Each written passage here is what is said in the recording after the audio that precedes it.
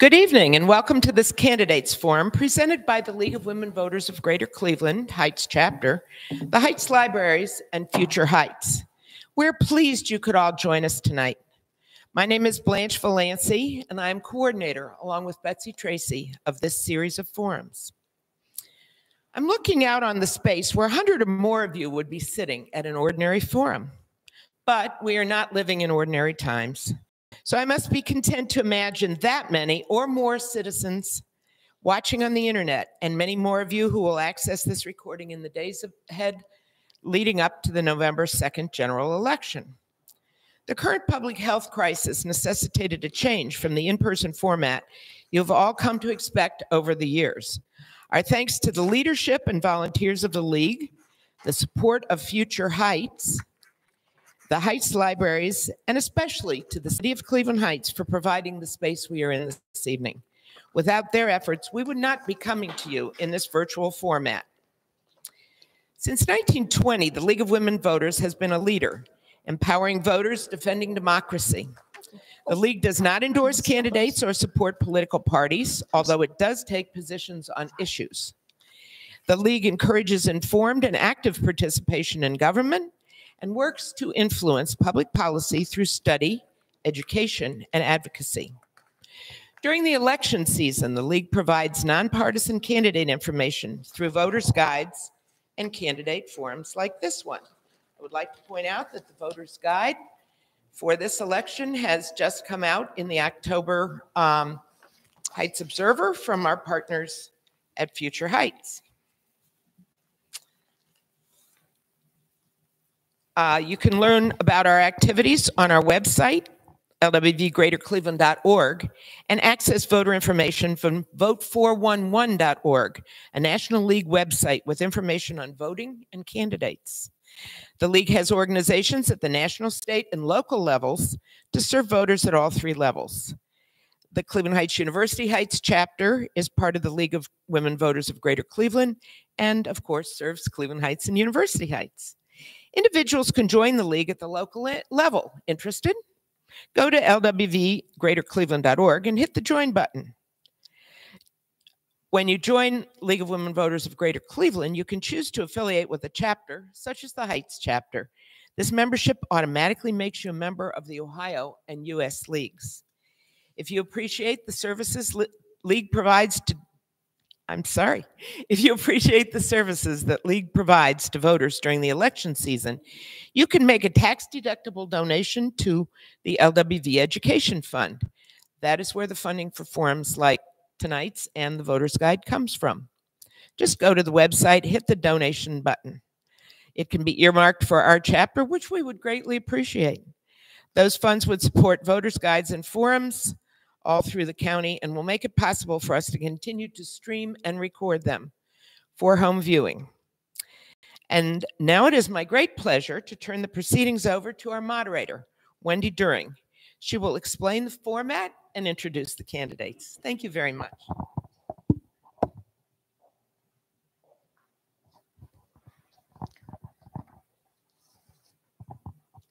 I'm also going to move this podium forward a bit so I can see everybody. Oh, it's on wheels. Oh.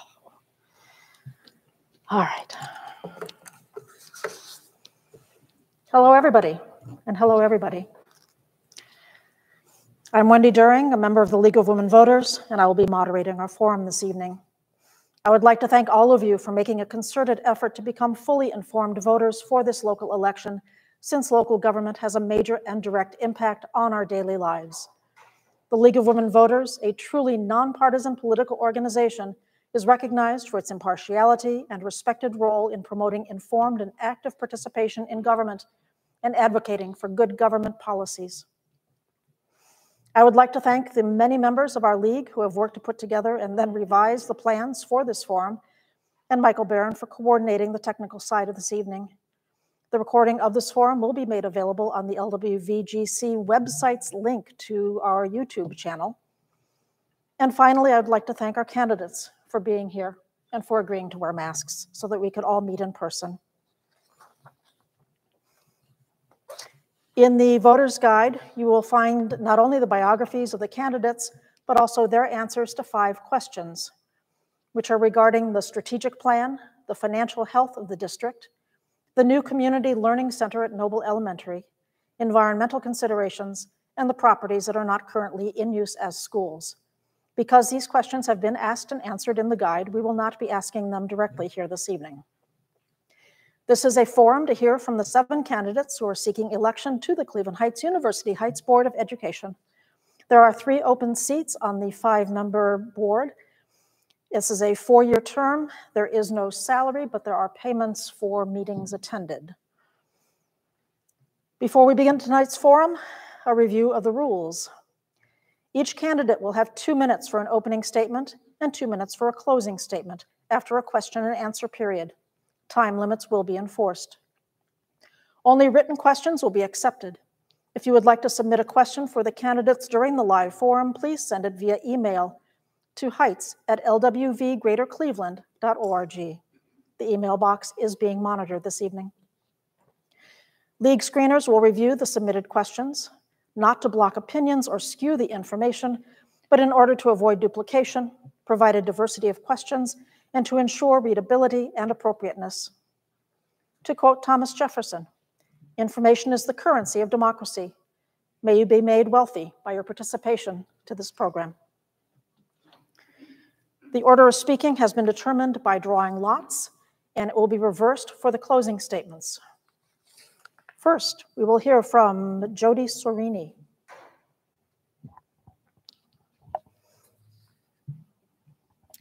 I'd like to thank the League of Women Voters and all who are working to make this forum happen. Thank you for giving me the opportunity to address you this evening.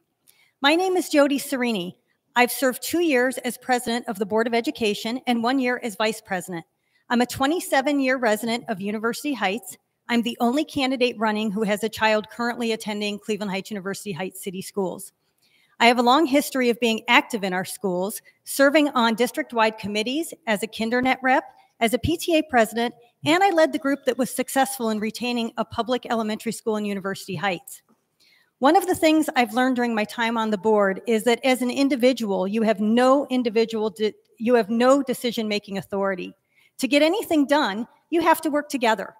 And that's why I'm proud of what we've accomplished. Together, this board represents proven leadership in advocacy, student achievement, and fiscal responsibility.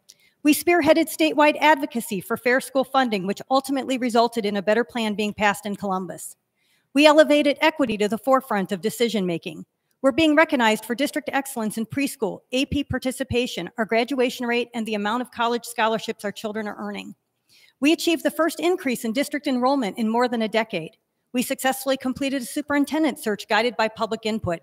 And we've demonstrated fiscal responsibility. We completed the middle school's renovation project on time and under budget, returning $1 million to the district's permanent improvement plan. And we refinanced district-issued bonds to save our community $18.5 million in property taxes.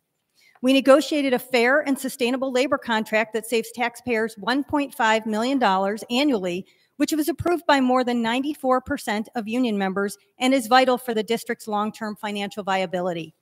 We've implemented more than $5 million in budget reductions during the last 3.5 years. We have a strong record of achievement while leading our schools during a pandemic, and that's why I ask for your vote. Thank you. Our second candidate this evening is Maureen or Mo Lynn. Hi. Thank you, Future Heights and the League of Women Voters for coordinating this event. I'd also like to thank the Community Center for hosting this event at the very last minute. My name is Maureen Lynn. Many simply know me as Mo. I moved here with my husband and our 3 children 10 years ago. I am seeking election for the Cleveland Heights University Heights School Board because I believe that our public schools and the students are essential for a strong, thriving, and successful community. I want to be part of the school board to ensure that the schools are exceptional for all children of all backgrounds and abilities. Every child deserves the opportunity to succeed, grow, and flourish. It's well known that the Cleveland Heights School District, University Heights School District, is very well funded, very generously by our taxpayers. We are paying the highest tax rate in the entire state of Ohio. Many in the community have been asking the school board and administrators to conduct a state performance audit. The last time the schools had this done was in 1999, and nearly $7 million in potential savings were identified. The audit is absolutely necessary to find the inefficiencies, overspending, fund mismanagement, with the ultimate goal to maximize the in-classroom spending that is student-centered. I will ensure that we get this audit conducted so that all money can be focused on the students and the community. Finally, strong schools need the support of a community who trusts the school board and know that the school board is transparent. Unfortunately, over the years, the overreaching administration and school board have undermined that support.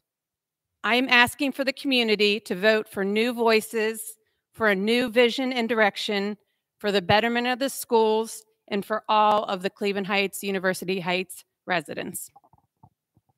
Thank you, Ms. Lynn. Thank you. Third speaker is Mario Clopton-Zymler. Good evening. Thank you to the League of Women Voters and to the Cleveland Heights. I should have a mic. Thank you to the League of Women Voters and the Cleveland Heights Rec Center for hosting us this evening. My name is Mario Clopton-Zymler, and I am asking for your vote for Cleveland Heights University Heights Board of Education. My professional and lived experience is unlike any other Board of Education candidate currently serving or running as a candidate. I am prepared today to make meaningful contributions to the work of overseeing the instructional and operational goals of our school district. My perspective and experience includes over a decade of public school classroom teaching, as well as school principal experience, doctoral level research, and understanding of education policy, leadership, finance, and equity.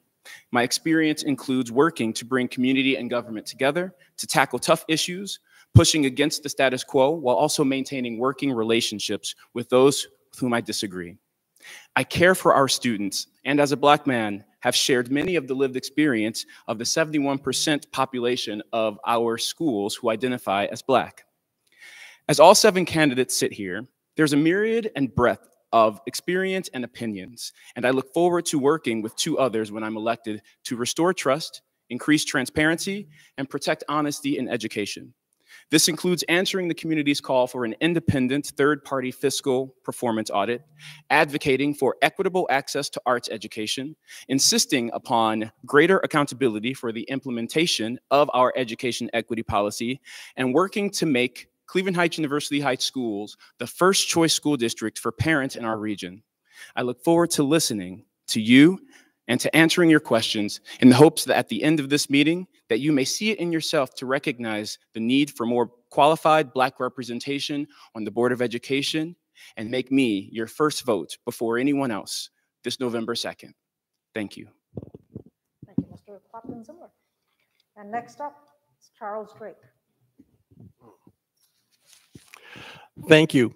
I want to thank the Future Heights and the League of Women Voters of Greater Cleveland, the CHUH chapter, for this opportunity. I am Charles Drake.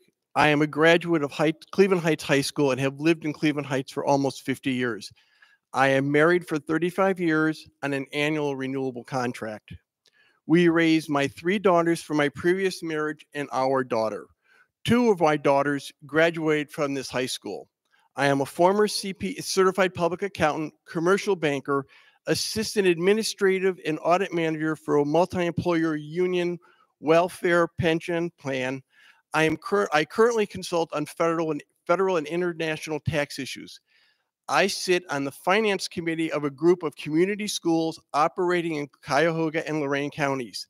These schools are audited by the Auditor of State annually. They serve 4,500 plus students. I am not compensated. I volunteer at my church's food bank and work for the Board of Elections on election day and night. I am running for this position because I believe the board should be transparent in all activity, including open checkbook provided by the State of Ohio Treasurer. I want the Ohio Auditor of State to conduct a performance audit of the managerial, operational, and deployment of all assets this entity possesses. Over 2,000 of our fellow citizens have signed online petition requesting such. But the current board stated one was done over 25 years ago. Another one is not necessary. I pledge we must prepare all our students to survive and strive in the 21st century. Thank you. Thank you, Mr. Drake. Going now to Dan Heintz.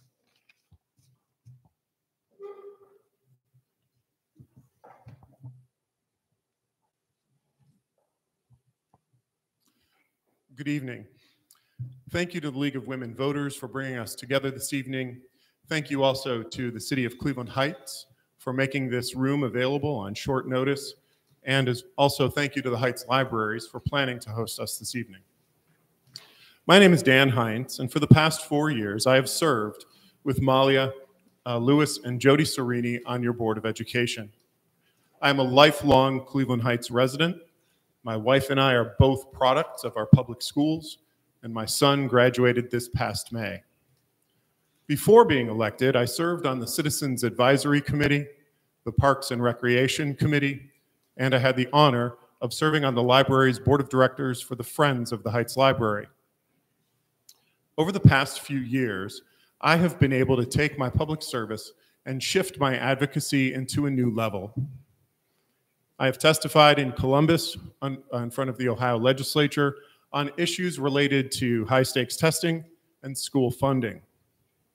And I think that it's fair to say that I have led the efforts in the fight against vouchers for our school district. For those of you who don't know, Cleveland Heights University Heights was the first district in the state to sign on as a plaintiff in the Vouchers Hurt Ohio lawsuit, which is challenging the constitutionality of Ohio's Ed Choice voucher program. The lawsuit now has more than 90 school districts and will be filed in the next few weeks. I am proud to serve as a member of the steering committee of the vouchers lawsuit. So thank you again, and I look forward to talking about the work that Jodi, Malia, and I have contributed to over the past few years on behalf of our students, our staff, and our taxpayers. Thank you, Mr. Heintz. Next, Mr. Mordechai Rennert.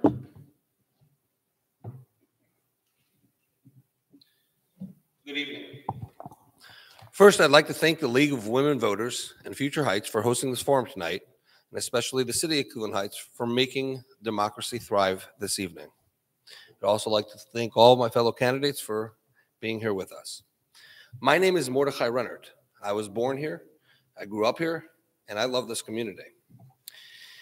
As a single parent and a business executive in the construction industry, I make difficult decisions daily.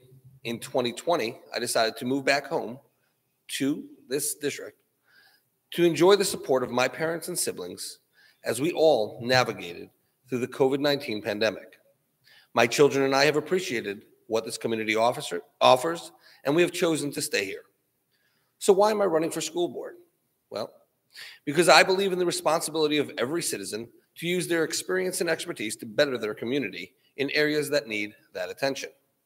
I believe that our Heights schools have a lot to offer prospective students and families. There are excellent teachers, good facilities, a beautiful new high school, 48 students recently recognized by the College Board for their outstanding performance in advanced placement classes, and the list goes on. As a member of the CHUH district, Tiger Nation can be proud. However, there is always room for improvement. Furthermore, when constructive criticism is offered, we cannot become defensive or dismissive. We as a community should always be open to looking for best practices, new ideas that can better educational outcomes, and look for efficiencies that reduce the necessity of increasing the tax burden on those that choose to live here.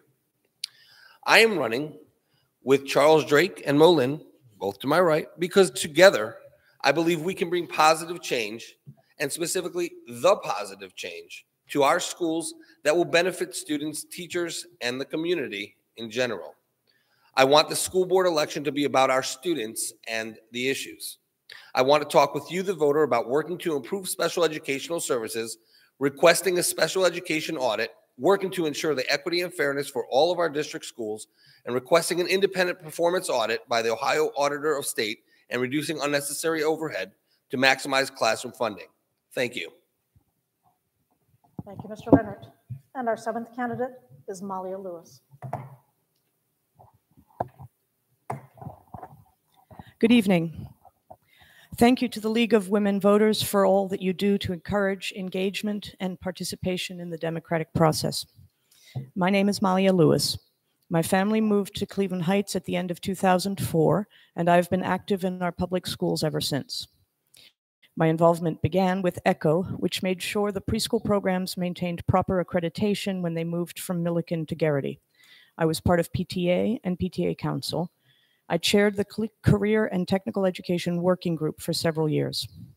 During my nearly 4 years on the school board, the needs of our 5,000 students have been my primary focus. With my colleagues Beverly Wright, Jim Posh, Dan Heintz, and Jodi Sourini, I am proud to have conducted a superintendent search guided by public input and proud to have hired Superintendent Kirby. I am proud to have spearheaded statewide advocacy for fair school funding. I am proud that we have elevated equity to the forefront of all decision-making. I am proud of the recognition we have received for improved student performance from preschool to graduation. I am proud of our commitment to fiscal responsibility. I am proud of improving intergovernmental relations with the city councils of our host cities and the library board. I am proud of our ability to pivot multiple times during the course of this pandemic. And yet, there is more work to do. Equity is not a one and done. It must be at the heart of a continuous improvement cycle in order that our students' performance continues to improve. The Fair School Funding Plan won't benefit us until we get it included in 2 more biennial state budgets.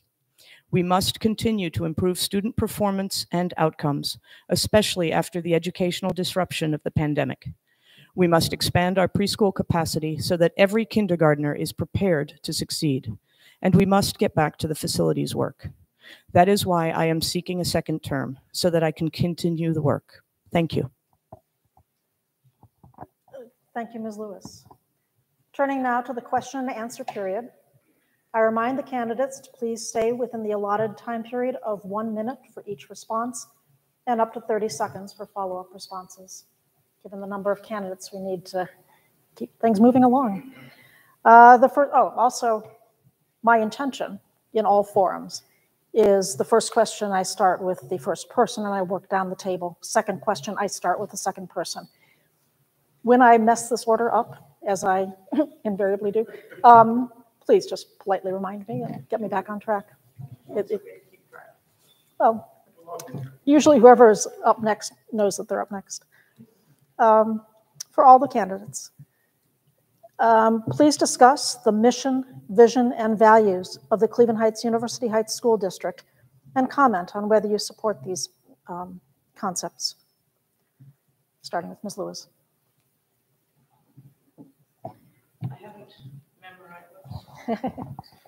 I haven't memorized the mission, vision, and values, but I was an active participant in the strategic plan refresh, during which we spent a lot of time working on fine-tuning the specific language of the mission vision.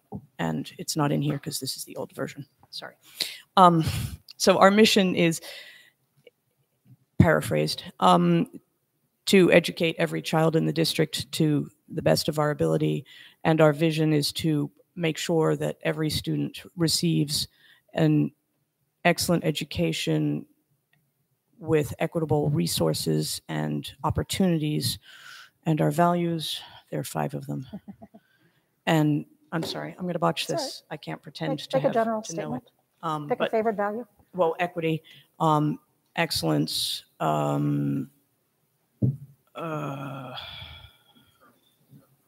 I can't remember. I mean, you know,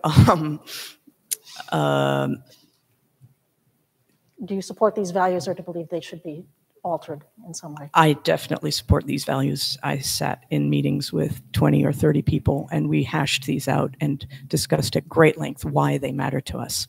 Thank you. Mr. Heintz. Thank you. Oops. You know, the mission, vision, and values of any organization is really about the day-to-day work. And we have spent the past year or so very intentionally doing a refresh of our strategic plan, which is sort of the call it maybe the formula for achieving the mission, vision, and values of the Heights schools. One of the things that we realized early on in this process is that the community is very happy with our strategic plan. And so a refresh was what was very important to them. When we brought in our new superintendent, Liz Kirby, she was very eager to get this work underway. It was a great opportunity for her to get to know the community, and this work has served very, very well for that. So I'm absolutely thrilled with the performance of our schools moving forward. It just takes any visit to our schools to see that the mission, vision, and values are being directed by our strategic plan. Thank you. Ms. Sourini. Thank you. I'm going to paraphrase the mission, vision, and values because it is rather long. I know it's a long paragraph, but it's basically that every child leaves our district prepared to succeed in college and career, and that every child receives an equitable education while they're in our district. And I support these values. I am supporting them in many ways. One of them is in our 5-year strategic plan, the 2026 plan, we've added what we call measures that matter. And I think that this is really important because this allows us to track our achievement of students, and we will be able to measure that and put that out for transparency for our community. We have a website that we will be having that dashboard up.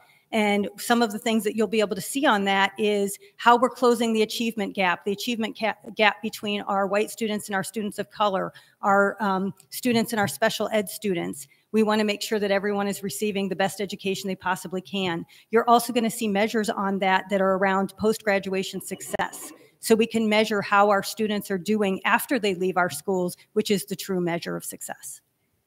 Thank you, Ms. Rennert. Mr. Rennert. Thank you. The question poses more so to carry on the current school board's vision, mission, and values, which I don't agree with. So we're running for board to change some of that to benefit more people. The mission that we would believe in would be the excellence in education for all students in every school, whether or not those students come from an impoverished family or not, whether those students have an easy time learning or not, and whether or not those parents have a vehicle to be able to get their children to school or not. The vision going forward should be transparency and fiscal responsibility, with ensuring that our most vulnerable are taken care of. And our values should reflect the mission and vision and make sure that every individual, whether staff or student, shall be treated with equal dignity and respect. Thank you. Ms. Lewis. Or Ms. Lynn. So in regards to the mission, vision, and values, this is all about the student. And that's really what we need to be focused on. And like Mordechai said, I mean, every student needs to be given the educational excellence that they deserve, regardless of their background or ability. The resources need to be provided. I did like to hear that Jodi has something in place for them to measure how these students are performing, because that's really, we need to be able to gauge and know what's working and what's not working, and you need to show results, and you need to have some way to measure it and keeping track, because it's all about giving the best opportunity for success for all of these students in the district, and that's every single student. Thank you. Thank you. Mr. Drake. Regarding the mission of vision and value, as the father of 4 daughters, all having different abilities and aptitudes, I believe that this district has to provide the opportunity for every student to achieve to the best of their ability. I believe it is the district's responsibility to emphasize the basic tools that the students need to survive in the 21st century.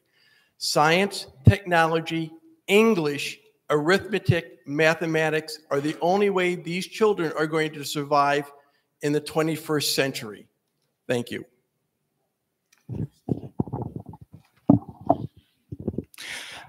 To answer the question of whether I agree with the mission, values, and vision of our school district, yes, I do. The source and the summit of everything that this Board of Education must do has to impact the lived experience and the success of our children.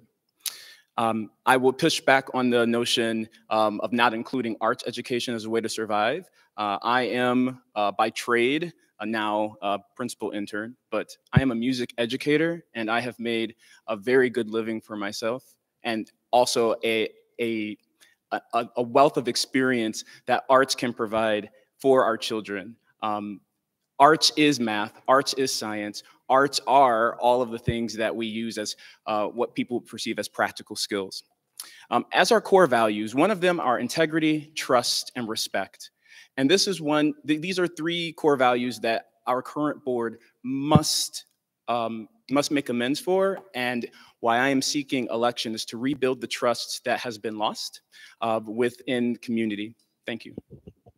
Thank you. Mr. Heintz, the next question. What goals would you like to see the district achieve in the next 3 to 5 years? And what policies do you suggest will further the achievement of those goals?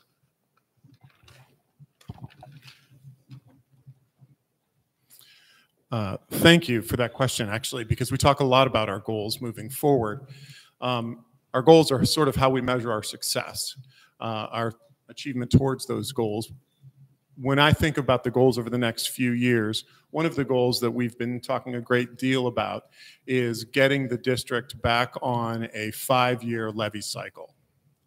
Ohio's funding, which is so heavy in local funds, is a really onerous system for our taxpayers. So we have worked very hard to make adjustments to our budget that will get us, we believe, on a 5-year levy cycle, especially if, it will require the legislature to live up to their promises in the next biennial budgets.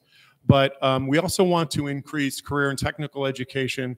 We also want to expand our high-quality pre-K programming, which is some of the best work that we do in the district. And we really also want to improve and extend the arts programming at the middle schools and the athletic programming at the middle schools. Thank you, Mr. Heintz. Ms. Sourini. Thank you for that question. I actually see that there's two components to the question. There's the big picture, and then there's our district itself. From the big picture, I think that the number one thing that the school board needs to be focused on is making sure that the Fair School Funding Plan gets passed in Columbus. It has to pass 2 more biennial budgets, because that is the key to this district being able to succeed with having the funding we need. From the level of our school district, what do I think that the big goals are? Number one is solving the achievement gap. This is one of the things that we've been focused on, and it was an area that we were starting to see great improvement in before the pandemic.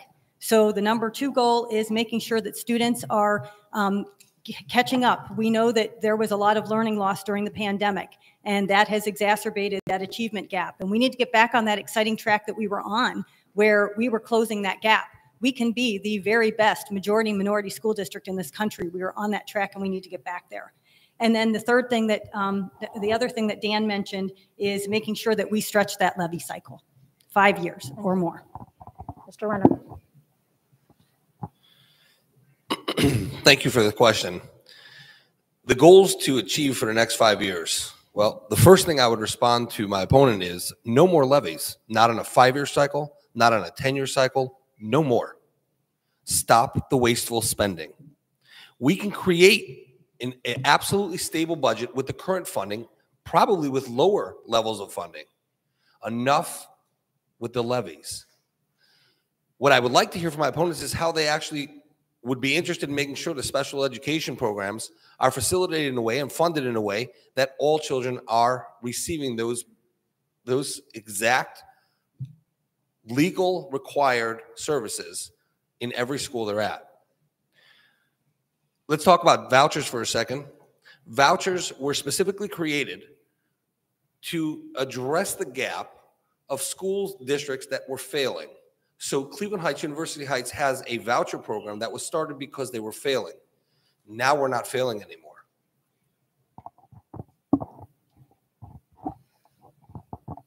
Thank you. Again, as far as goals, this is about the students. So educational excellence and improving the achievement and success of every single student. We need to get back up there and be recognized as one of the best schools in Ohio. We need to be able to figure out how we maximize the spending in the classroom, not in the administrative level, which is so top heavy. So we need to pare that down and make sure that we're actually putting the money into the classroom as necessary. And I think we need to look at balancing the budget, and we need to look at this performance audit. You can't talk about another levy without having a performance audit conducted to find the cost savings. The community is tired to hear of taxes after taxes after taxes. They want to find some real solutions, and it's bringing a third party to find those solutions before we go back to the community for more money. Thank you. Thank you for that question. I want to see in the goal of the 3 to 5 year plan, I want to see efficient use of all assets, including disposing of those physical properties that are not currently being used to educating our students, such as the Milliken property and possibly the Wiley facility. I also want to see the use of the $17 million in COVID federal funds we received.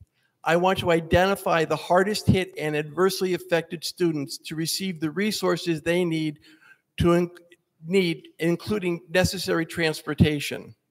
Immediately create a captive substitute pool so that when a teacher calls out ill or for personal reasons, there is a substitute ready to take that position and not have to have an administrator or someone that is, although licensed, not qualified to, in that area, take over the classroom. Thank you.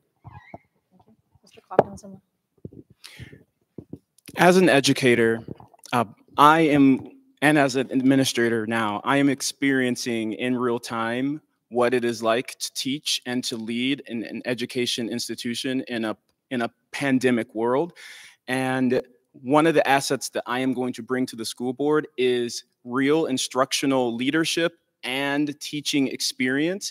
How will we know if we are meeting the mark if we don't have more people on the board who have actually lived and understand the pedagogy and the systems that we use to improve achievement?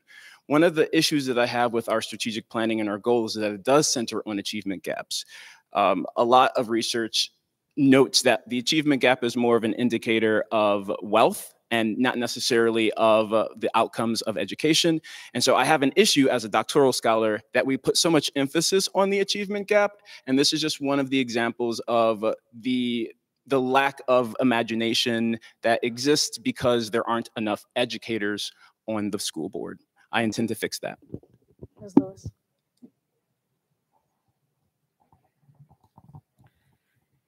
So my goals for the next 3 to 5 years are already are similar to what I mentioned in my opening remarks. I want to see improved outcomes for all of our students post-graduation. And we know that in order to improve outcomes, we need to decrease the achievement gaps between our African-American students and our white students, between our English language learners and our native English speakers, between our special education students and our regular education population. So the new strategic plan with benchmarks and real measures that matter will help us monitor what's going on so that we can figure out how to improve everybody's outcomes. And part of doing that is also to recover from the COVID disruption, because there's no question that all of our students have suffered. Some of our students have suffered more than others, and everybody needs to be given what they need to come back from that. And our first year of summer Tiger Camp was a huge, Thank you very much. For 30 seconds, yes. So Mr. Rennert just said a couple things that I found sort of interesting and that I think we need to hear more about. Mr. Rennert said that he wants absolutely no more levies in a state which funds its schools majority through levies, and then also said that he wants to know how we're going to continue to fund improved special ed services with no more levies. So, Mr. Rennert, I'd like to hear about your testimony in Columbus this past summer. I'd like to hear about how many times you went down, how many times you submitted testimony, and I mean here in Ohio. So I'm eager to hear this. Thank you, Mr. Heintz, and I think I'll answer that question easily. Among many other accusations that have been thrown at me, that as well is false. I have never been to Columbus to testify. I'm not sure where you heard that I was. That being said, let's get to the monies. I would defer to my colleagues here, but let's specifically go to where you're spending the money now. So just a few weeks ago, you spent over $300,000 on a parking lot for one of the facilities, which is unused. And the response from your business administrator was that we store paper towel, toilet paper, and other paper products there.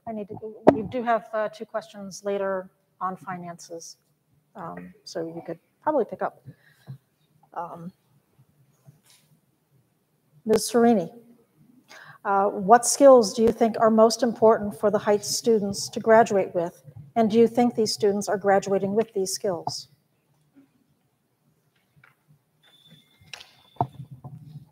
Thank you for that question.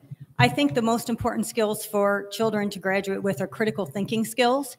You have to be able to communicate. Those are, two skills that I think are very important for success in our global world. If we want to get down to specifics, I admit I am a STEM person, science, technology, engineering, and math. I would like to see us do more of that in our schools. I think that those are the high-paying jobs of the future, and that's why I'm also a big proponent not only of college, but also of our career technical program. And often it's interesting that career technical program leads to additional schooling and college. And I think that is where our children can really succeed. And that's why I am a strong proponent of science, technology, engineering, and math. Thank you. Mr. Rennert. Can you please repeat the question?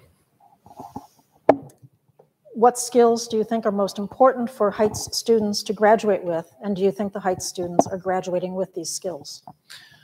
I think overwhelmingly, the most important thing that any student needs to graduate from any school is the ability to read, write, perform basic math so that they can be productive members of society. I think that I'd like to visit the rest of the question that I was posed with before with the rest of my time, which was how would we fund the special education? And I think that if we took the funding out of the waste that we see continuously, then we'd be able to do so. Quick example, $2 million in legal fees over 3 years. How many special education teachers and programs could be put in place with that money? I'm sure there are legitimate reasons for spending money with legal firms, but some of the firms that charge the highest fees are being used. Why? I don't have the answer. The bottom line is that there's an efficient way to spend money. Myself and my colleagues will be happy to do so and still provide the proper skills and education for the graduates. Thank you. Ms. Lynn. Well, first, by far, every single student needs to exceed just the simple proficiency levels of all the basic skills: reading, math, English, science. I, too, am a huge advocate of STEM. I think there's going to be such a need in our future for more science, technology, and math that we need to stay focused on that. I'm an engineer myself, and I recognize the need for it and the growing need. And I think we need to have those students proficient in the science, technology, engineering, and math as well.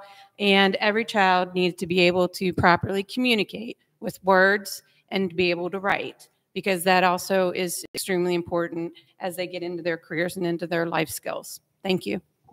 Mr. Drake. Thank you. I believe in critical thinking is vastly important. I also believe a child should know how to balance a checkbook, either by paper or electronically. I am a firm believer in STEM learning.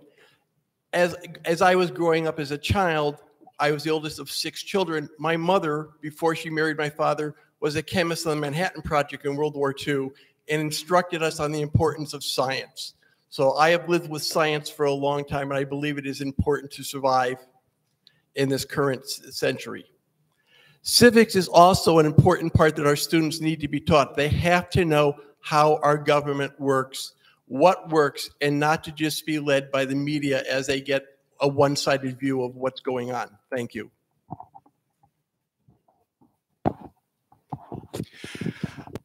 As far as what I think what skills are important for our students to graduate with, good written, typing, communication skills are necessary. The ability to be agile and adaptable is especially important, but also curiosity and imagination. Our children are not animatons.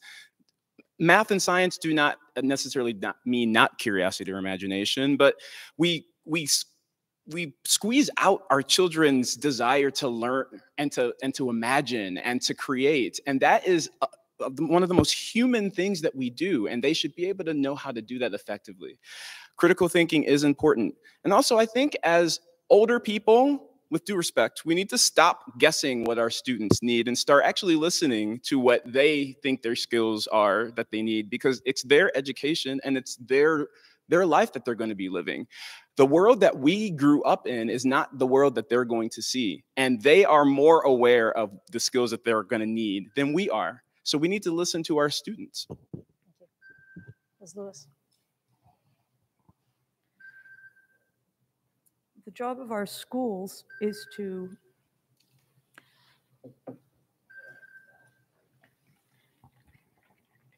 the goal of our schools is to produce students who are able to live productive, self-sufficient lives and become engaged citizens in their world.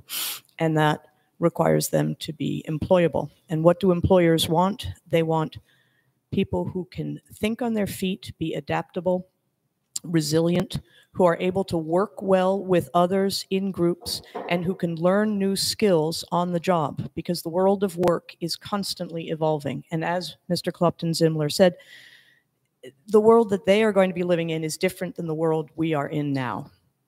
So critical thinking, working in groups, ability to work with others with whom they may or may not have things in common. And Cleveland Heights does that very well. Mr. Heintz. So it's a great question. I love that it's a sort of an aspirational question. The words that I have written down in front of me are adaptability, communication, and then I have empathy circled, and reading underlined. So I really think that the past few years, one thing that we have learned is our desperate need for more empathy. And we as a district, I think, do a pretty darn good job of that. It's something that we've gotten better at generation by generation. But I also think that reading, when you talk just about a school skill, reading is, to me, the most important. It's the front door to everything. And to be honest with you, I think we need to improve. By the time our kids graduate, they're better, but if we did better with the reading, a lot of that has to do with the platform. We will do better by them in the future. Thank you. Mr. Rennert. Are you satisfied that the Fair School Funding Plan adopted this past summer by the Ohio General Assembly will be adequate and fair for supporting the Cleveland Heights University Heights schools? Please explain.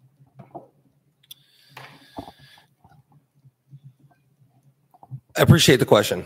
I believe that the current funding, along with any further funding, will absolutely be able to maintain the level of services that the school district currently has. However, if the continued wasteful spending is continued in the same way it is today, then there isn't an amount of funding that could ever accomplish the feat that you ask. I think, again, if we take it back to the basics, just like when we go to reading and writing, the basics, all we have to do is be efficient with our money and put it in an appropriate fashion to the places that it belongs. And we should be listening to those people who are begging the school district to assist them with their special education children and for those people that need extra help getting to other programs and they need extra busing for, things of that nature. But we do have enough funding as it stands. We have enough properties that we can take a look at, just like this board relieved themselves of 2 of them. One of them they sold for $1, and 4 lots they sold for $10 a piece. So I look forward to the continued discussion. Thank you. Ms. Lynn. Thank you. Well, no legislation is perfect. I think the fair school funding is definitely in the right track. It addresses the issue that the school board and the administrators have been having as far as with all the vouchers. Now with this new bill, the vouchers are now going to be directly funded from the state. It will no longer be funneled through the schools, and that's exactly what they wanted. So that part of it is definitely good. I mean, I think it's on the right track. You have to understand that there are a lot of children in this state that not a public school is not a perfect fit for them. Either they were bullied somewhere or they're not getting the education they need. And the state is recognizing that those children still need to be educated, and maybe the public school isn't the solution for them. So let's think about every child, because every child needs to have a proper education. And the state funding gives some of those families enough funding to maybe make a decision that is best for their family. House Bill HB 110 did give a partial solution to the funding problem, and hopefully over the next 2 biennials, it will be successful. But as a 10-year plus member of a charter school finance committee, I learned that you can do just as much with less than the public schools do. The schools I worked with are public schools. We do have students. Most of our students came from what we would call a disadvantaged family, and we got them to achieve. Our grades were very high. I did graduate from Heintz High. I am pro-public education. We have to make our children our #1 goal. No, I am not satisfied with the fair school funding answer that the state came up with this summer. For one, the state has used in past years our local tax dollars to fund their voucher program, and I want my money back. I want our money back. That is first. 2, they need to fully fund public schools. They have a constitutional requirement to do so, and they need to stop abdicating their responsibility. 2, 3, I suppose, vouchers are exempt from any of the caps and reductions that the public schools currently get. Vouchers receive 100% of their funding, while all the public schools have caps and reductions. There's just so many other things that need to happen in order for us to get to the dollar amount that public schools should receive. And so I'm not interested in any more watered down ideas. I'm interested in action, because that is what our public schools need, and that is what our children need. Like Mr. Clopton-Zymler, I am not satisfied with what was passed in the current biennial budget. It is only a very small and watered down version of the fair school funding plan. The bulk of the changes in that plan would not actually be funded until years 5 and 6, which means that we have to lobby in Columbus to pass it again and again in order to see that help public schools throughout the state.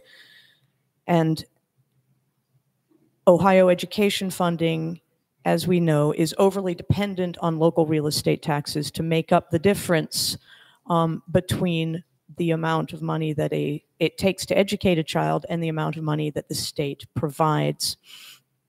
So the total amount of money that the state provides for public education remains the same with the current change in the funding model. So they're robbing Peter to pay Paul, and the voucher amounts have been increased by 25% this year over last year, whereas the amount of funding for public school students has not increased 25%.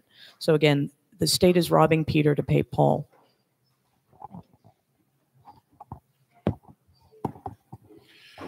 So the Fair School Funding Program Our Republican legislature changed everything in that bill except the name. It is not a fair school funding program, certainly not for Ohio's public school children.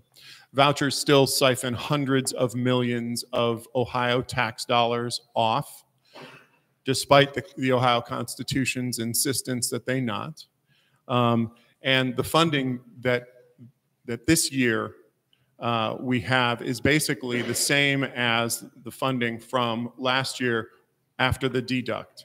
So no, this school funding program is absolutely not satisfactory, but this legislature will not change it, which is why we are focused on the judicial branch at this point with the lawsuit to settle it once and for all and to insist that the vouchers no longer be paid out of the state funds.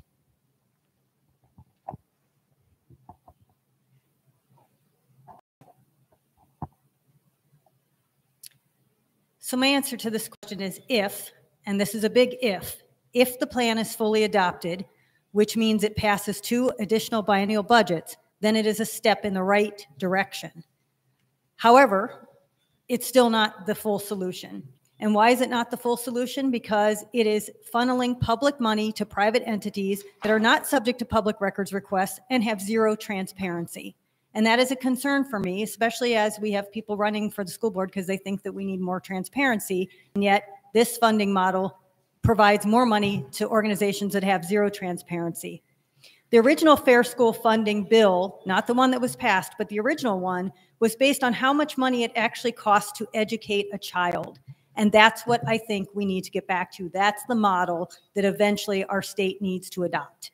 What does it cost to actually educate a child and funding education from that standpoint? Okay, 30 seconds. Simple question.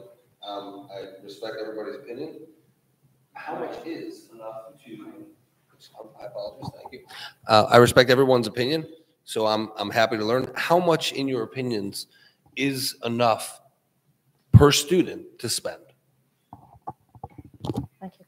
And can I just, and to clarify that, so the Cleveland Heights University School District receives $24,400 in revenue per student. Similar districts receive less than $17,000, and the state average is less than $15,000. And I would like to state that for the state, their administrative costs for this district, the average administrative salary is over $116,000. The average for the state for a similar district is $98,000, and the state average is $85,000. Our treasurer is making almost $250,000 in salary. That is not acceptable. All right.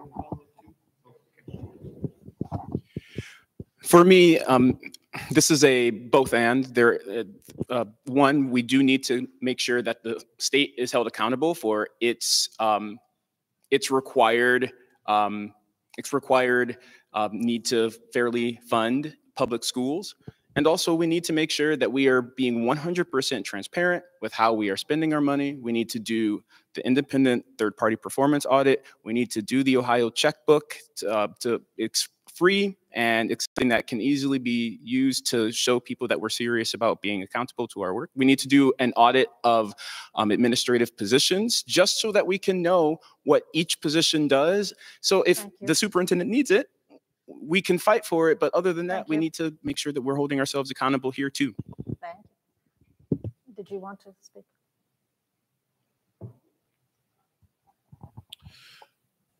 So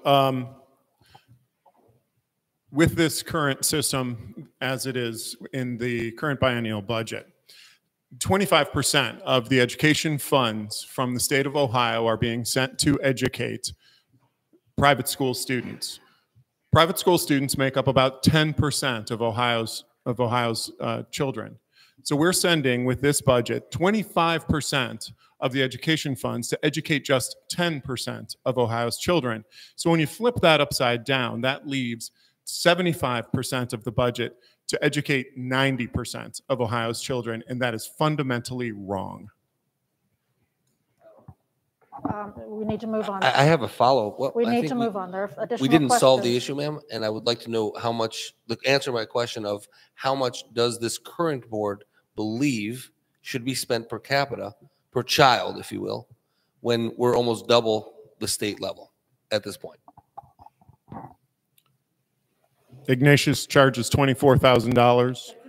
I don't know how much the school in New York that's looking for your tuition payments charged each year, but I bet it was more than we're getting from the state of Ohio. We need to move on, please. No, we can't. We need to do move that. on. It isn't a matter of opinion on how much is valid. No, ma'am. And You just I'm made sorry, an Mr. accusation Rennert. on my person. Ma'am, Mr. he Rennert, just we made need to an move on. accusation on my person, so I'd like to The respond. next question is from Ms. Lynn. What are your thoughts about the Ohio State Auditor's school district performance audits? Ohio State Auditors, sorry. The school district performance audits. You asked the perfect person. So I'm a huge advocate of the school performance audits because they bring in a team of experts. They've done over 80 different schools, so they've come in with a lot of expertise that they can come in and they can look at every operational efficiencies. They can look at the administrative costs, the healthcare costs, just all aspects of what makes up a school district, and really try to figure out, are we maximizing the funding we're getting to the best possible levels? And again, it goes back to the student. I want to make sure that we are maximizing the amount of money we get. And this school district gets a lot of money. We are very generous residents and taxpayers to this school district. So I just want to make sure that we are maximizing the amount of money spent in the classroom for the student. The money that we as taxpayers give to the schools needs to be focused on the student. Let's get a performance audit done and make sure that that's happening. Thank you. I am also a proponent of the performance audit. One of the things the performance audit will probably find is that the administrators get their, well, I don't know how much the public knows about the state teachers' retirement system and the state employees' retirement system. The board has contracts with their administrators, and there is a side agreement through an association that the board is picking up the 10% that the employee should pay into their retirement system, the board picks up. That is like, as a private employer, and as a private employee, your employer picking up your contribution to Social Security. Just over with the 20 people that I found in last year, it would save us over $500,000 a year. In a 5-year budget, that's $2.5 million that could be used for our students. Thank you. I am for an independent third-party performance audit. One, because it's fiscally responsible, and two, because our residents have asked for it. And to rebuild trust, we have to acknowledge things that the public wants that we can accommodate. I think a third party that's independent will find some savings that we can use authentically. I think the state performance audit will find things that we can reduce costs with, but they'll be like pay to play for football. And that's not a value of our school district. We want all of our students to be able to participate. And so I do think there is a middle ground that needs to be seen and done here. And third-party performance audit is one thing. I think ultimately it's most important that the district currently lacks the tools and the competency sometimes to do useful cost analysis to decide decision-making. And that's something in our due diligence that we need to improve. Ms. Lewis.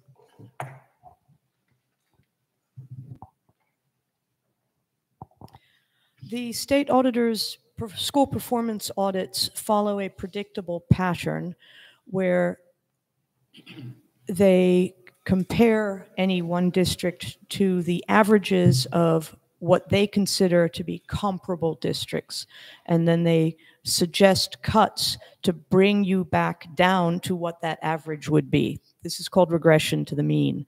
Our district wants and has elected to pay for things that are above the state minimums. We do not want to regress to the mean. We pay for art, we pay for music, we pay to provide sports and extracurriculars to all of our students without charging them for that privilege. So the outcome of a performance audit is highly predictable. It means coming back down to providing only what is required by the state and cutting all of the things that make Cleveland Heights, University Heights City Schools such a special place.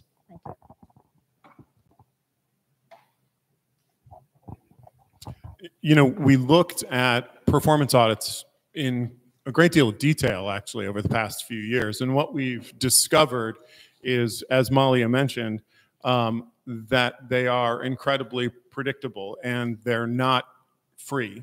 What we discovered is that they tell you to do things like reduce the number of teachers, which increases the class size. They tell you to do less busing because we bus more kids than the state insists that we bus. They tell you to eliminate courses that are not required by the state. But those are some of the courses that bring out the most, that bring out the richness of what the world has to offer our students and some of the best work that we do. Some of the advanced placement courses, some of the reasons why the class of 2021 pulled in $14 million of scholarship offers in the middle of a pandemic. So, you know, these are the things that cost money.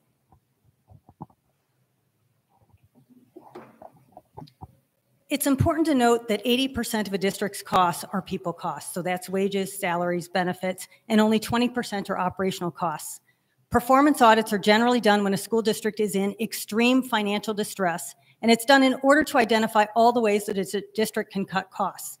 Typically, the performance audit provides predictable recommendations to reduce operations to the state minimum requirements with no analysis on how those cuts will impact educational outcomes or student experiences.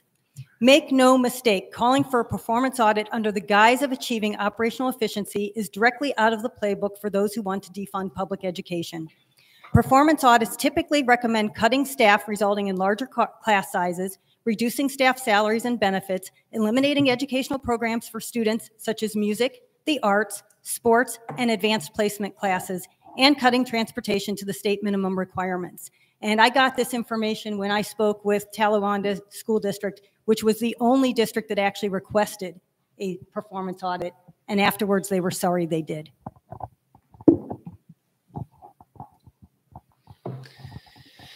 Thank you for the question. Extreme financial distress. $26,000 per student is extreme financial distress. We stand here and request transparency. There are 4 people on the side of this table here that have just stated to the incumbents that you're not being transparent, you're not being fiscally responsive. And there are multitudes of you out there that have requested, both in writing, in person, many different times, to get this performance audit. And what do we hear? You don't need it because they know better. Well, I don't believe that, and we don't believe that. We believe that you know better and that you need to be listened to. So we look forward to hearing from you and taking your advice and making our schools perform even better with less financial expenditures so that you can have more of your own money in your pocket from your taxes in the highest taxed school district in the state. Thank you. Mr. Drake, what actions, if any, do you support to enhance collaboration and support between the school district and the cities of Cleveland Heights, University Heights, and South Euclid? I believe that the 3 cities that are part of this school district are an important part to enhance the value of the homes and the education and attract citizens to want to live here. I've lived in this community for almost 50 years. My parents moved here when I was a senior in high school from the East Coast and chose Cleveland Heights because of its excellent public school system.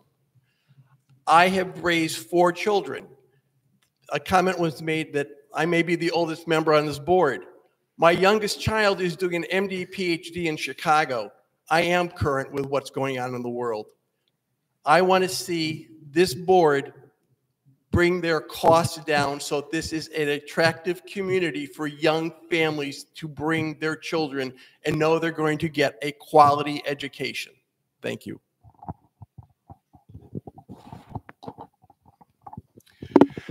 I like the idea, and I would advocate for the city, government, council, our future mayor, and the school board to make permanent the quarterly meetings that they currently do. On top of that, there's been talk of a council committee that focuses on schools. I think also we need to be more innovative about how we engage with the community as governmental entities. One example that we have is I believe South Euclid does something like a real estate night, right? A realtor night where realtors come in, and I feel like I've heard we've done this in the past. Realtors come in and hear about the schools, and we give up-to-date information so that when people come in and they're looking for information about our schools, they're up to date and we can continue selling what's great about our community. But those are things that can build capacity if we figure out ways to connect government entities together. Ms. Lewis.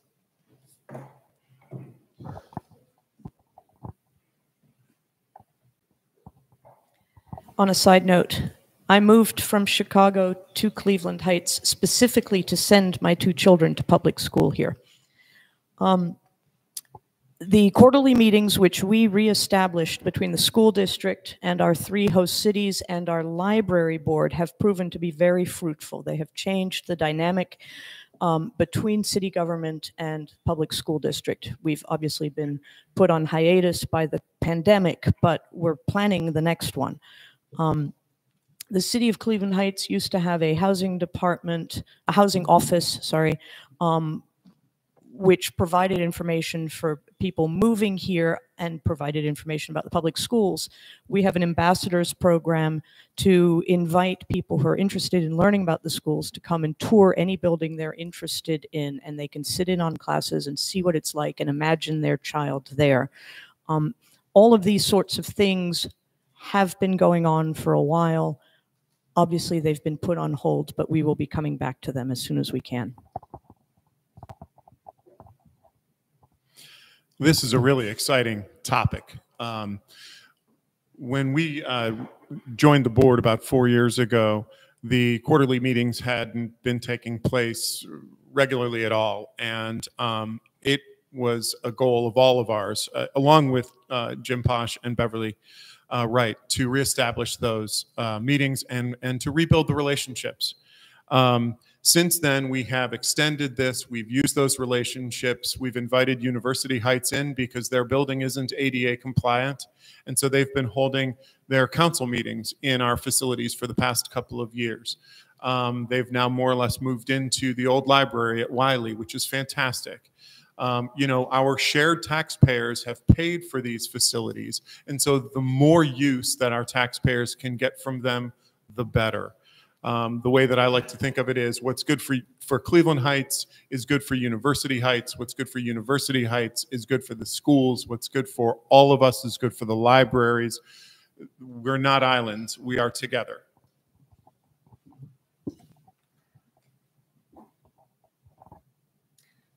One of the keys to improving any relationship is communication, and this board has reinstituted the meetings with the city government and the library board, as we talked about.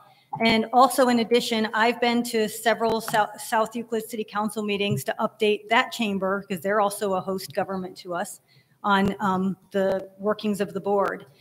In addition, I am in frequent communication with Mayor Michael Dillon Brennan in University Heights, as well as with Vice Mayor Michelle Weiss. We talk on the phone a lot. If we're not talking on the phone, we'll grab coffee together. And it's during these informal meetings where we've been most successful in discussing issues and identifying ways that we can work together.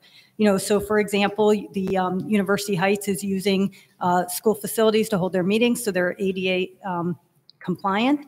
And in addition, I did participate with University Heights on a realtor day to help educate our realtors to make sure that they had the latest information about our schools and were ready to talk up our community when they're showing housing to prospective buyers. Thank you again for that question. So let's break this down.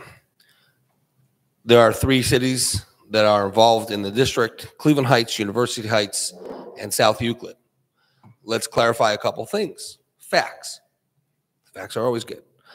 Cleveland Heights offered this school board an ability to help them rid themselves of a vacant property. Not only did this board say no thank you, the board said no thank you to many, many hundreds of thousands, if not $1 million offer on that vacant property. The University Heights mayoral candidate and council forum was asked the question by the League of Women Voters Forum, and almost every single one of them had the same problem about the expenditures and the high taxes that as a result of the expenditures of this current board. The only one that did not have a problem was given a 30-minute speech time this past Tuesday. And one more important thing, the library board is appointed by the school board. They are not a separate entity. Can I ask a question on that? Please let Ms. Lynn answer. Okay, no worries. Yeah, I mean, we're all one community. That's the reality. You've got the school district, you've got the city, you've got city councils. Now we're going to have 2 mayors. I mean, that's really, it's imperative that we all work together. We're all in this to make this community better, stronger, and more vibrant. Unfortunately, when the census just came out, this district lost over 5% of our community. People are leaving, unfortunately. We need to turn that around.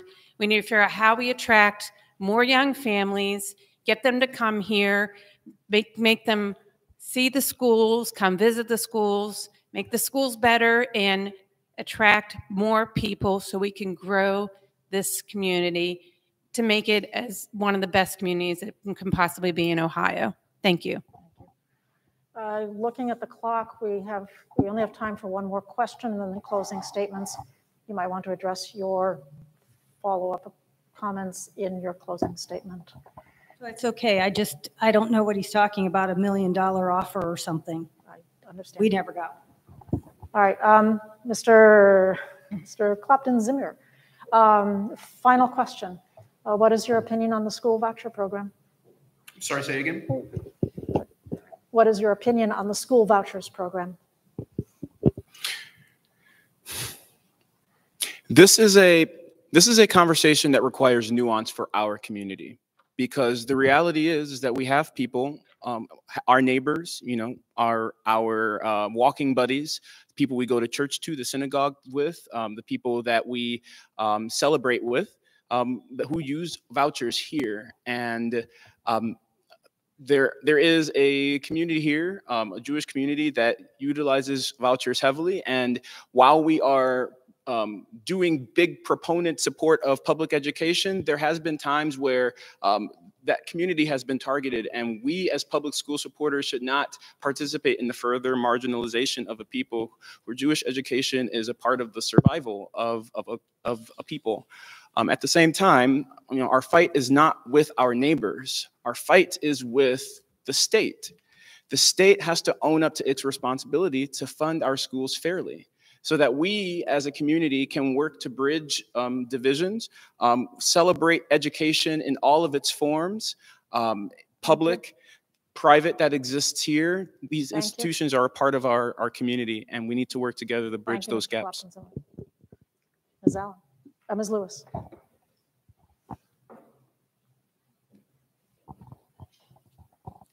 Well, I agree with Mr. Clopton-Zymler that the voucher problem is not, the voucher program is not the problem. The problem is the way it is funded. As I mentioned earlier, the total amount of money that the state puts towards education is a fixed pot of money. And if some of that money is taken away for vouchers, that means there's less money left for public schools. What the state needs to do is fund its vouchers from a separate pot that doesn't affect the 611 or 608, depending on who's counting, public school districts in the state of Ohio. So by all means, fund the vouchers in a way that does not affect public education. And if you want to take a voucher for your child, by all means do, but it needs to not affect the local school district that you live in.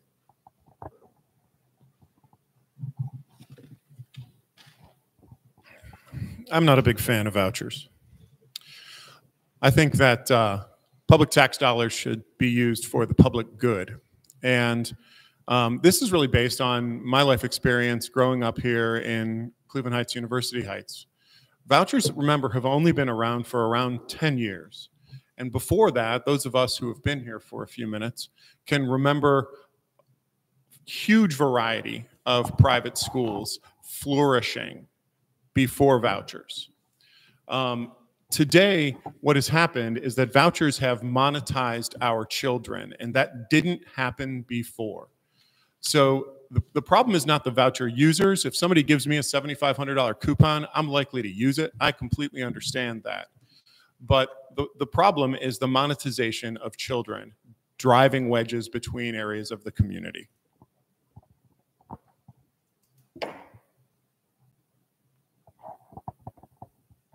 My position on vouchers, and the one I have advocated for in Columbus, is for vouchers to be funded directly by the state, because the deduction method of funding was very divisive for our community. And you can read my testimony on House Bill 305, and you can watch my testimony on House Bill 9 if you want to see my statement on that.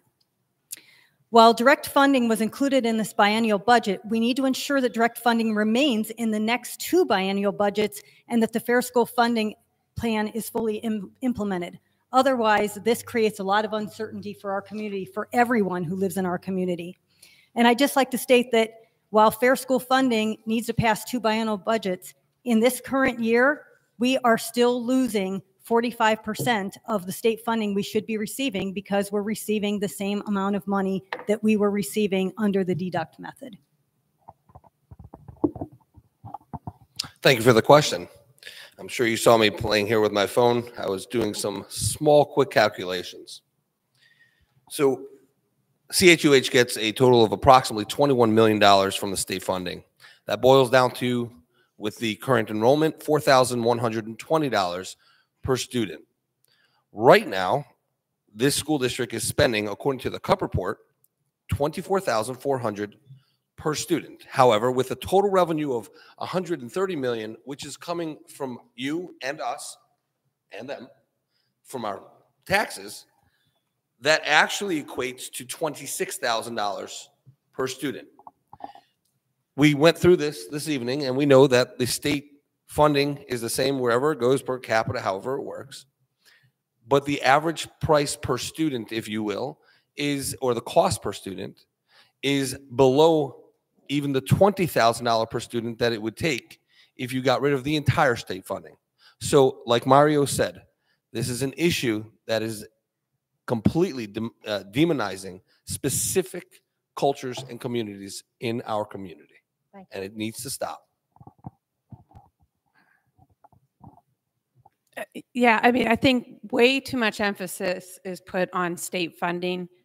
Again, we live in an extremely generous community. We give a lot of tax dollars to this community, and it boils my blood when this board complains about not having enough money because of the state. Every school across the state is funded the same way, so we're not in our own little boat over here.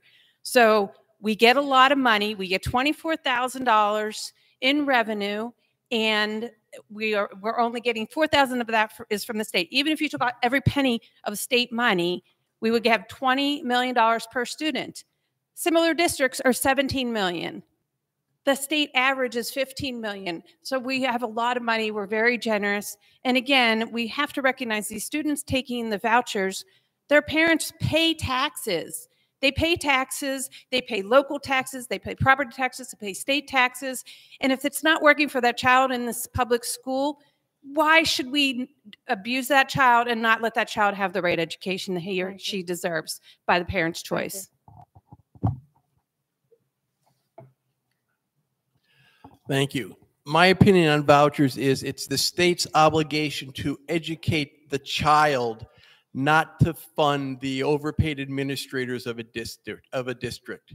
My wife and I made decisions based on the best needs for our children to where to have them educated. We did not receive vouchers, but we also did not take vacations or buy new cars so we could educate our children to the best of our ability when we felt that the current public system, unfortunately, was not providing what we deemed was in the best interest of our child. Thank you. Thank you. This concludes the question. This concludes the question and answer period. Each candidate will now have 2 minutes for a closing statement. Going in, I believe so. That's the timing we laid out, 2 minutes. 1 minute. 1 minute then. Sorry. We're working in reverse order, starting with Malia Lewis.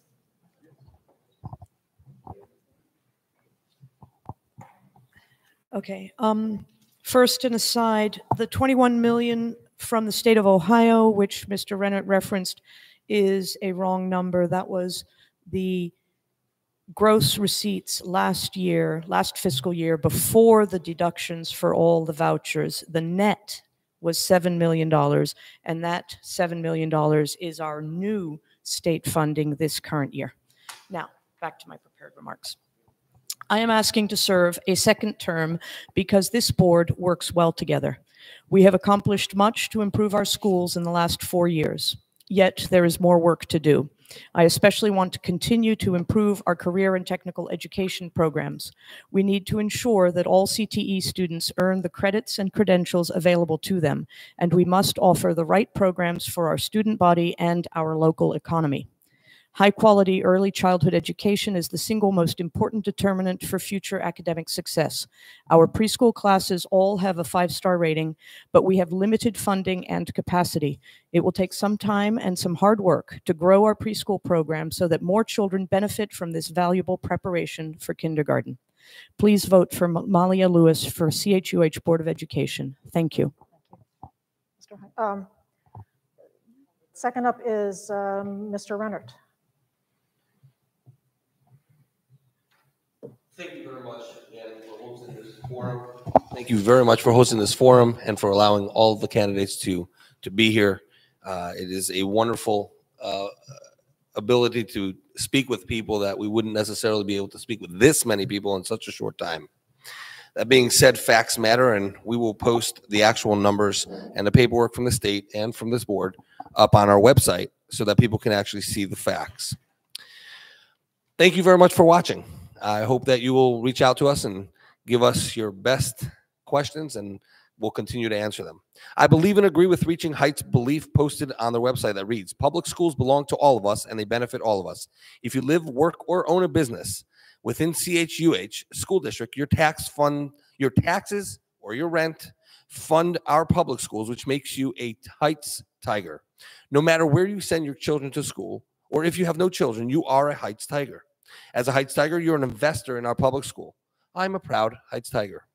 As I said earlier, I want to focus on improving the special education services, requesting a special education audit, working to ensure equity and fairness for all of our district schools, requesting an independent performance audit by the Ohio Auditor of State, and reducing unnecessary overhead to maximize classroom funding. Let's work together to make our schools and community more united, stronger, and better. My name is Mordechai Rennert. I'm running with Maureen and Chuck Drake, and we are asking for your vote. Thank you very much, and please visit us at New Voices, the number 4, CHUH.com. Thank you. Is from Dan Heintz.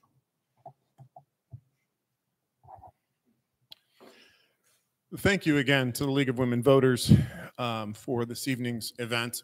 Thank you again to the City of Cleveland Heights for hosting us. I introduce myself as a Heights grad, a Heights dad, a teacher, and an advocate for public education. I look at my service on this board as part of that advocacy that I do. As a lifetime resident of Cleveland Heights, I am extremely proud of the work that happens in our public schools. I'm incredibly proud of our teachers who do an amazing job. I'm really, really proud of our students. And we can see the outcomes We can see $14 million of scholarship offers to a graduating class of around 350 kids during a pandemic. We see the district being recognized by the college boards. We see the district being recognized by the state of Ohio for our pre-K work. There's so much good work happening in this district. I ask for your support on November 2nd for myself, Dan Heintz, and I encourage you to support Malia Lewis and Jodi Sourini as well. Thank you. Next, Charles Drake. Thank you again for putting on this presentation. Support your teachers, support our teachers.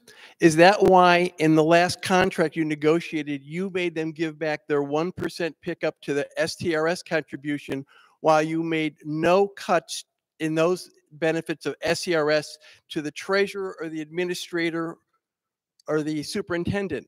In every business that I have been involved in, when there is a budget issue coming up, the leaders take the cut before their people do. This is not how a transparent board should operate. Please vote Charles Drake along with Maureen Lynn and Mordechai Rennert. New voices for CHUH.com. Thank you. Thank you. Mr. Mario Clopton-Zymler. Sorry, you my mic. Thank you for hosting tonight. Sometimes as the sole Black candidate in this election, it feels like I'm fighting between two different factions and not fighting for our kids. It seems to happen more often. The work of the school board requires a good working relationship with colleagues, and I am prepared to work with whoever the voters of Cleveland Heights elect. I have been beyond flattered to hear constituents compliment me on my platform, my qualifications, and my gravitas, but only then to suggest that this isn't the election to take a risk. It is not lost on me that I am the only Black candidate in this election, and there is a segment of our voters who claim that voting for a slate is the safest option. I ask in return, for who is this a safe option? Because choosing to yield to your fears of losing over an election, the most qualified candidate that has run for the seat in more than a decade, is not an example our students need. How can we tell our students to go out into the world and be brave, fight against oppression, and do the right thing, only to have that opportunity and to choose to uphold the status quo? Starting today, a white majority electorate will get to elect 3 board members for a school district with a 71% Black student population. You have the power. Use it to move us forward and demonstrate to our students that real change occurs when we vote for what we want, not against what we fear. Vote Mario first before anyone else and help spread the word. Maureen Lynn, please. Thanks again for hosting this event. I mean, it is so important that everybody's voice is heard and that everybody, you know, in our community is able to hear from all the candidates. So I sincerely appreciate the opportunity to be here and to have our audience out there. And I know you're going to post this up and they'll be able to watch it, you know, on your website. But I love living in the Heights. I love this community.